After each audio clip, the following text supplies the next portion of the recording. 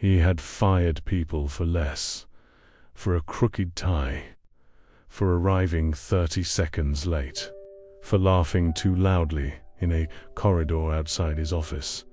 James Whitmore did not tolerate imperfection. Not in his buildings, not in his numbers, not in the people who worked for him. And on a cold Monday morning in November, dressed in torn clothes and a dirty coat, sitting on the pavement outside the main entrance of his own company, he was about to discover that everything he thought he knew about the people inside it was wrong. James Whitmore built his first company at 23. By 30, he had 3. By 35, 11. By 44, the age he was now, the Whitmore Group employed over 12,000 people across 9 countries and generated revenues that placed him comfortably in the top 50 wealthiest individuals on the planet. He had done it through one principle and one principle only: standards. Uncompromising, relentless, non-negotiable standards. His offices were immaculate. His meetings started on the second, not the minute, the second. His reports were delivered in a format so precise that new analysts spent their first 2 weeks learning nothing but how to present information, the way James Whitmore required it to be presented. He was not cruel. He was careful to tell himself that regularly. He did not enjoy firing people. He simply believed that an organization was only as good as its weakest performance, and that tolerating weakness was a form of dishonesty, a lie told to everyone who was working at the standard required. His employees feared him. He knew that. He had decided, somewhere in his 30s, that fear and respect were close enough to the same thing that the distinction didn't matter. He had been wrong about that. He was about to find out how wrong. It started, as the most important things in James Whitmore's life had always started, with a number that didn't add up. The Whitmore Group's quarterly employee satisfaction survey had returned results that his head of HR described, carefully, as within acceptable parameters. James had read the report twice, looked at the carefully worded language, and understood immediately what it was designed to conceal. The numbers were not within acceptable parameters. The numbers were a disaster, dressed in professional language. Turnover in the last 18 months was up 40%. Sick leave applications had doubled. 3 of his most senior managers had resigned in the same quarter, citing, in their exit interviews, a culture of fear and a leadership style that prioritized metrics over people. He had read those exit interviews, then read them again, then called his HR director into his office and asked a single question: is this what they actually think? Or is this what they say because they think someone is watching?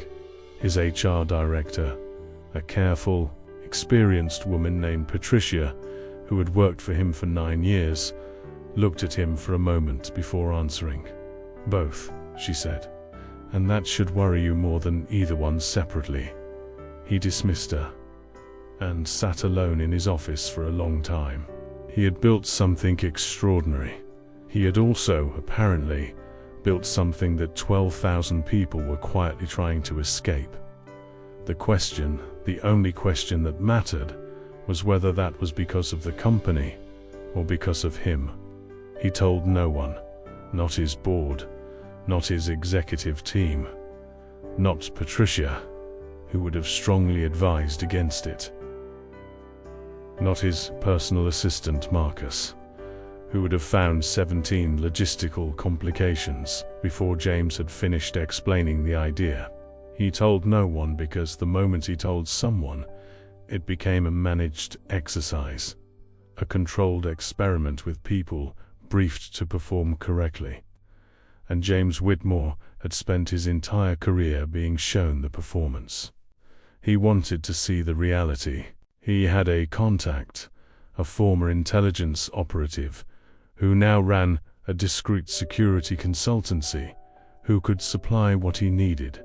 The clothes were authentic, not costume, not theatrical, actual clothing worn by actual homeless individuals, acquired from a charity donation center and aged appropriately.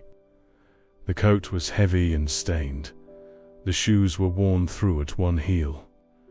The face, a beard grown over 3 weeks, deliberately unkempt, completed the picture. He spent 2 hours in front of a mirror. He did not recognize himself, which was, he supposed, the point. The plan was simple. He would spend 1 week, 5 working days, as a homeless man outside and occasionally inside the various properties of the Whitmore group, observing, listening, experiencing, as directly as possible, how the people who worked for him behaved when they believed no one important was watching. He had 11 buildings in the city. He started with the flagship, the headquarters, the building that bore his name. Monday, 6:45 in the morning. He had arrived early, before the majority of the staff, before the security shift change, before the coffee vendors set up their carts on the pavement outsides. He sat on a flattened piece of cardboard against the wall beside the main entrance, a paper cup in front of him. The collar of the coat turned up against the cold, and waited. The first people arrived at 7. Junior staff mostly. Analysts, assistants, the early shift of the operations team. They came in groups of 2 and 3, talking, coffees in hand, the comfortable noise of people who knew each other. Not one of them looked at him, not a glance, not a flicker of acknowledgement. He was part of the pavement, part of the urban furniture that people had learned in cities to not see. He noted this, filed it, did not judge it yet. It was human, he knew, to filter out what the brain had categorized as irrelevant. He had done it himself thousands of times. By 8 o'clock the flow had increased. Senior staff now, managers, a few directors he recognized carefully. From the side, making sure not to make eye contact that might trigger recognition. One of his regional directors, a man named Hargreaves, who managed the firm's northern operations and who James had always considered reliable, walked past so close that his shoe nearly touched the cardboard. He did not look down. James watched him push through the revolving door and disappear into the marble lobby. He noted this too. At 8:23, a security guard came out. James had been expecting this. The security team was employed by a contracted firm. Their brief included maintaining the appearance of the building's entrance, which, in the language of corporate security, meant moving on anyone who created an impression the company didn't want associated with its public face. The guard was young, late 20s. He stood in front of James with his hands in his jacket pockets. "You can't stay here, mate," he said, not unkindly. "Company policy. You'll need to move along." James said nothing, looked up at him. The guard shifted his weight. "I'm not trying to give you a hard time," he said, "but my supervisor does a walkthrough at 9, and if you're still here, I'll catch grief for it. There's a shelter on Merchant Street. They do breakfast until 10. He reached into his jacket pocket, pulled out a £5 note. "For the bus," he said, set it in the cup, and went back inside. James looked at the note in the cup. The guard had given him money from his own pocket. He wrote the name from the guard's badge in the small notebook he kept inside his coat. John. On the second day, he went inside. The Whitmore Group's headquarters lobby was a statement, all glass and pale stone, and the kind of architectural confidence that said, without words, that the people who worked here were important and knew it. He shuffled in through the side entrance, a service door that was propped open during the morning delivery window, and found a corner near the building directory where he could sit without immediately attracting attention. The lobby was busy, the kind of busy that has its own sound, the particular frequency of a large organization in motion. Hundreds of small, urgent purposes moving in the same space. Nobody looked at him. For 40 minutes, nobody looked at him. Then a woman sat down beside him, right near him, beside him, in the chair directly adjacent, with the deliberate intentionality of someone making a choice. She was young, mid-20s at most. Dark hair, practical clothes, the lanyard of a junior employee around her neck. She had a sandwich in one hand and a book in the other, and she sat down with the ease of someone who had decided something and was not second-guessing it. She didn't say anything immediately, just sat there. Then, without looking up from her book, "The canteen does hot soup on Tuesdays and Thursdays. It's free before 9 if you tell them Patricia sent you." James turned to look at her. She was still reading. "I'm not," he started. "It's cold outside," she said simply, still not looking up. "The soup is good." She turned a page. "My name's Nadia," she said. "I work on the 6th floor. If anyone gives you trouble down here, tell them Nadia from accounts said it was fine." James looked at her for a long moment. "Why?" he said. She looked up then. Direct eyes. The kind of directness that comes not from boldness, but from the simple decision to say true things. "Because it's cold," she said, "and because nobody should have to sit outside a building this size and feel invisible." She went back to her book. James sat beside her in silence for a few minutes, then quietly took out his notebook. "Nadia, accounts, 6th floor." By Wednesday, he had a list. Not a long one, but Rio D. Chun, the security guard who gave money from his own pocket and directions to a shelter without being asked. Nadia, whose last name he still didn't know, who sat beside him twice more and brought him coffee on the third morning without making anything of it. A maintenance worker named Roy, who stopped his trolley in the basement corridor, asked James directly if he was all right, and spent 10 minutes finding out where the nearest food bank was on his phone before showing James the information. 3 people, out of the hundreds he had observed. 3 people who had seen him, actually seen him, and responded with something that cost them personally. Time, money, social risk, the possibility of looking unusual to colleagues who walked past. The rest, and there were many, had walked past, some with the blank efficiencies of people who had trained themselves not to notice, some with the particular sideways awareness of people who would notice but were performing not noticing. A handful with an expression that he recognized with some discomfort, as his own default expression when confronted with things that didn't fit his schedule. But it was not the list of 3 that had left James Whitmore sitting in the stairwell of his own building on Wednesday afternoon, staring at the wall. It was what he had seen on Tuesday, in the meeting room on the 14th floor. He had not intended to go to the 14th floor. But on Tuesday morning, while sitting near the lobby directory, he had overheard a conversation, 2 managers, voices low but not low enough, discussing a presentation being given that afternoon to the divisional leadership team, a presentation prepared by a junior analyst, and the conversation had made James stop breathing for a moment. Because what the two managers were discussing, in the comfortable, careless tone of people who believe they were unobserved, was how to present the analyst's work as their own. He knew the presentation they're referring to. He had read a summary of it 2 weeks ago, a restructuring proposal for the Eastern Logistics Division that was the most genuinely original strategic thinking he had seen come out of that department in 3 years.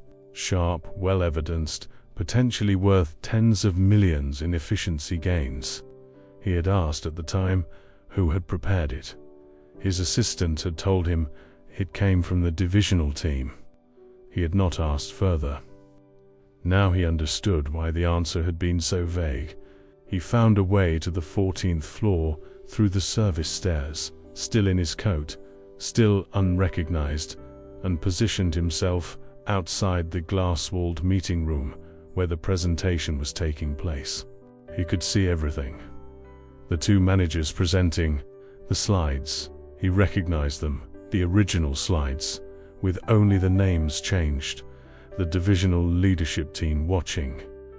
And in the far corner of the room, seated at the end of the table like an afterthought, a young man who was watching the presentation with an expression that James could read from the corridor. He had seen that expression before. It was the expression of someone watching their own work being presented by someone else and making the decision for reasons of survival, of professional caution, of understanding exactly how power worked in this building, to say nothing. James looked at the young man for a long time. He was perhaps 28. Neat clothes, kind bought on a budget, but worn with care. A notepad in front of him with handwriting James could not read from the corridor, but that covered nearly every page. He noted the name on the presentation folder visible at the young man's elbow. Analysis prepared by Daniel Okafor, Junior Analyst, Eastern Logistics. On Thursday morning, James changed his approach. He had been observing from the outside, from the margins, watching behavior in the aggregate. Now he wanted to understand one person specifically. He found Daniel Okafor at 7:15 in the morning, in the small kitchen on the 6th floor, the one that staff used before the official day began, before the executives arrived, before the performance of the working day started. Daniel was making tea and reading something on his phone with the focused attention of someone using every available minute. James shuffled in, filled a cup with water from the tap, sat at the small table. Daniel looked up. No hesitation, no performance of not noticing. "Morning," he said, simply, as if a homeless man in the staff kitchen was unremarkable. "Morning," James said. Daniel went back to his phone. James looked at him. "Long day ahead?" James asked. Daniel glanced up. "They all are," he said, with a slight smile that was tired but genuine. "You?" "Same," said James. Daniel laughed. A real one, brief and unguarded. He poured his tea. Then, with the same unremarkable naturalness that seemed to characterize everything he did, pushed the box of tea bags toward James. "Help yourself," he said. James made tea. They sat in the small kitchen in the early morning, quiet, and James asked careful questions, the kind that seemed like small talk, but weren't, and Daniel answered them with the openness of someone who had not yet learned to be suspicious of strangers. He was 27, from a city 300 miles away, first in his family to go to university, a fact he mentioned not with pride, but with the particular awareness of someone who understood exactly what it had cost the people around him. He had been with the Whitmore Group for 2 years. He liked the work. The problems were interesting. The data, when you looked at it correctly, told stories that most people missed because they weren't looking at the right variables. Do you feel like your work is, James paused carefully, recognized? He asked. Something shifted in Daniel's expression, just briefly. I think, he said, choosing his words with care, that good work finds its way eventually, even when the path is indirect. It was the answer of someone who had made peace with something that had not been easy to make peace with. James looked at him. And if it doesn't? He asked. If the path stays indirect? Daniel was quiet for a moment. Then I make sure I know the work was good, he said, because that part is mine, whatever happens to it after. He finished his tea, rinsed the cup. Have a good day, he said to James, with the same simple directness he had brought to the whole conversation, and left. James sat in the empty kitchen for a long time. On Friday morning, James Whitmore did not wear the coat, he wore a suit. He arrived at the headquarters at 7:30, walked through the main entrance, took the private elevator to the 43rd floor. His assistant, Marcus, was already at his desk. He looked up with the professional composure of someone accustomed to his employer's unpredictable hours. Good morning, Mr. Whitmore. You have a clear my morning, James said. All of it. Marcus nodded without question. I need 3 files, James said. D. Chun, Security, contracted through Morrison Security Services. Nadia, I don't have a last name, Accounts Department, 6th floor. And Daniel Okafor, Junior Analyst, Eastern Logistics. Marcus wrote without asking why. I also need, James said, stopping at his office door, the complete record of the Eastern Logistics restructuring proposal. Every version, every name associated with it at every stage of development, and the names of the 2 managers who presented it to the divisional leadership team on Tuesday. He paused. And Patricia. I need Patricia in my office at 9. He went inside, stood at the window. The city below was going about its morning with the indifference of cities. He had spent 5 days being invisible inside something he had built, and what he had found, what had kept him awake on Thursday night staring at the ceiling of his own bedroom, was not what he had expected to find. He had expected to find bad behavior. He had found it. The managers on the 14th floor, the directors who walked past without seeing, the culture of performance and self-protection that his own leadership style had. He understood now, with uncomfortable clarity, created and maintained. But he had also found something else. 3 people, 4, counting Daniel, who had behaved with a basic human decency that had nothing to do with being watched, nothing to do with policy or procedure or the fear of consequences, who had simply seen another person and responded.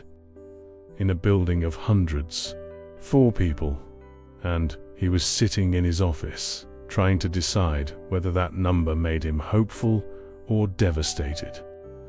Patricia arrived at 9, exactly. She sat across from his desk with the careful composure of someone who had learnt, over 9 years, to read his moods accurately and respond to them without being destabilized by them. He told her everything, all of it. The coat, the 5 days, the cardboard on the pavement, the lobby, the kitchen on the 6th floor, the meeting room on the 14th floor, the notebook with 4 names in it. She listened without interrupting. When he finished, the office was quiet. How long, he said, has this been the culture? Since before I arrived, she said carefully. But it has concentrated under certain pressures in the last 3 years, under my leadership. She didn't answer. Which was, he understood, her answer. The two managers, he said, Hargreaves and Ford. The presentation. I'm aware of the situation, she said. It isn't the first time. Why wasn't I told? She looked at him with the particular expression of someone deciding how honest to be. Because, she said, the culture you have built, Mr. Whitmore, is one in which bringing problems upward is perceived as more dangerous than containing them laterally. People manage up, not through. Problems get resolved at the level where they occur, or they get buried. They very rarely reach you. He absorbed this.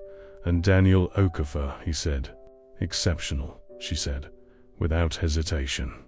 The first time she had spoken, without measuring her words. One of the most talented analysts I have seen in 20 years in this industry. He's been passed over for promotion twice. His work has been attributed to others on at least 3 occasions that I am aware of. He has not complained. He has not threatened to leave. He simply continues. Why hasn't he left? I asked him that, she said quietly. 6 months ago when I saw his retention risk score. He said, she paused, as if remembering the exact words. He said that the problems here were interesting enough to stay for, and that he believed, eventually, that good work found its way. James was quiet for a long moment. Those were the same words. Exactly the same words Daniel had said to him in the kitchen. Not performed, not prepared. Just true. Consistently, privately, publicly, true. I want to see him, James said. Today. This morning. Not a formal review. I want to talk to him. Patricia nodded. And Chun. And Nadia. He paused. What's her last name? Nadia Reeves, said Patricia. A slight expression crossed her face, something almost like satisfaction. She flagged your presence in the lobby to me on Tuesday. She said there was a gentleman who seemed lost, and she wanted to make sure someone was looking out for him. James stared at her.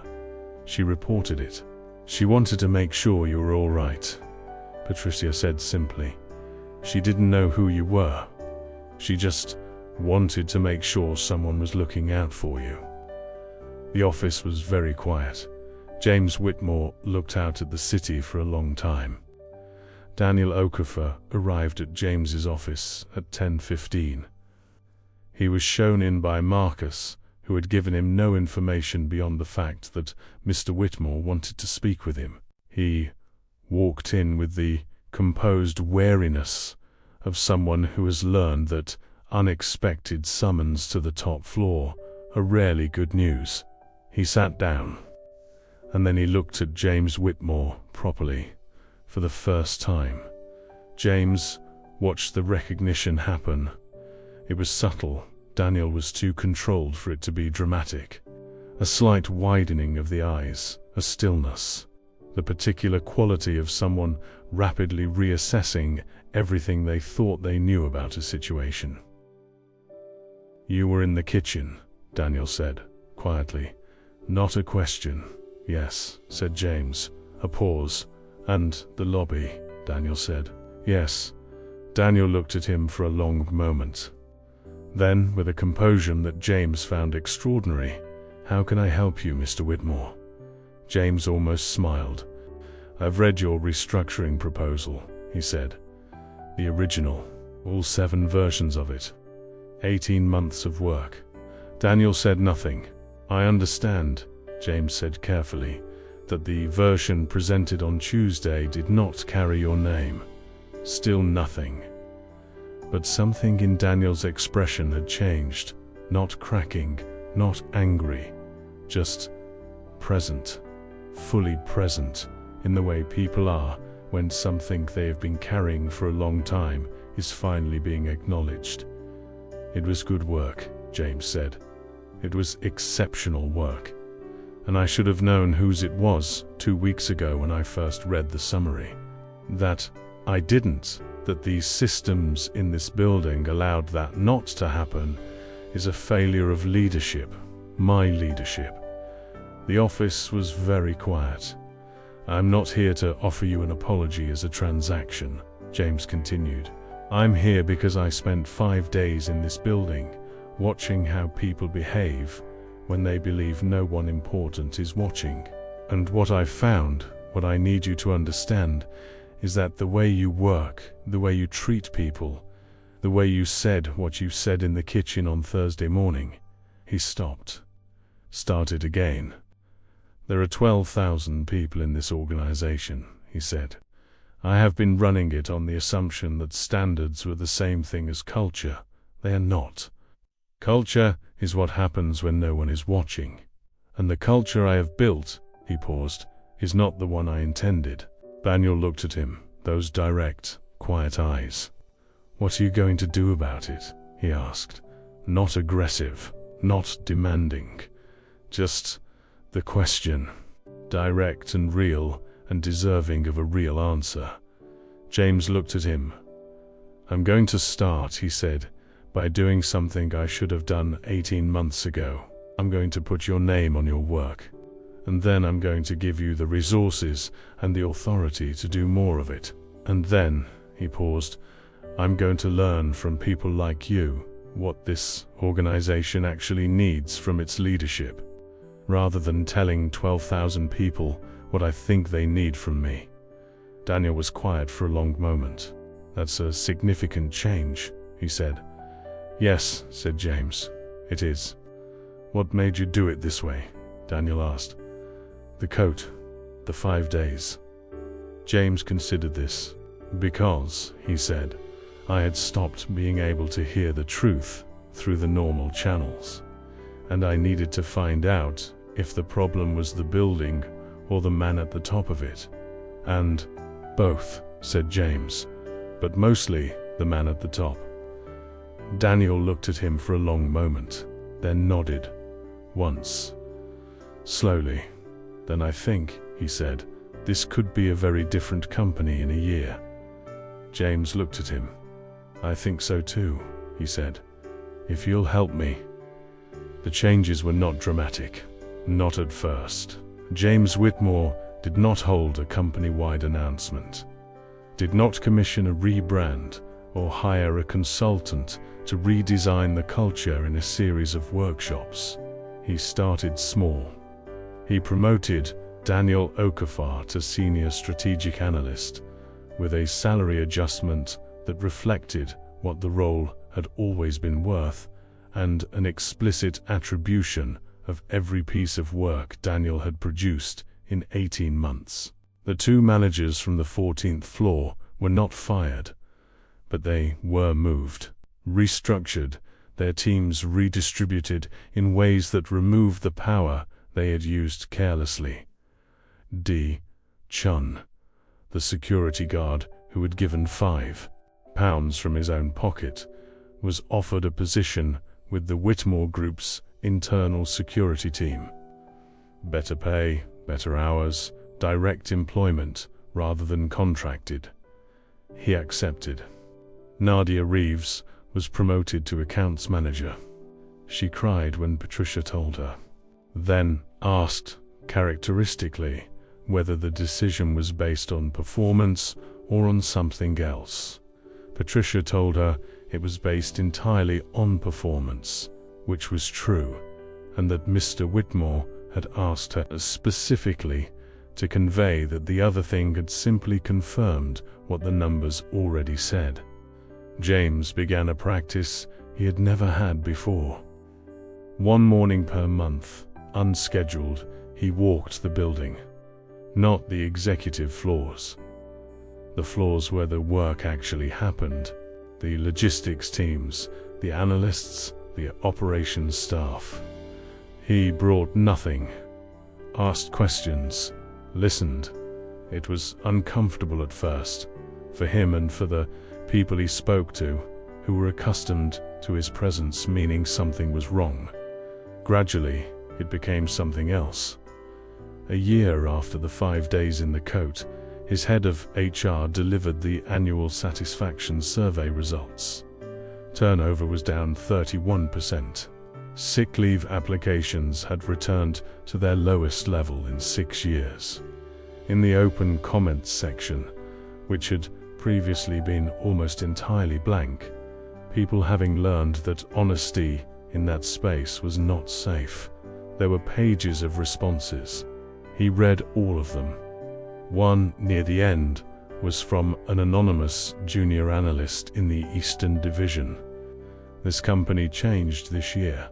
I don't know exactly when or why, but it feels like someone at the top started actually looking at us. Not at the numbers, at us. It makes a difference.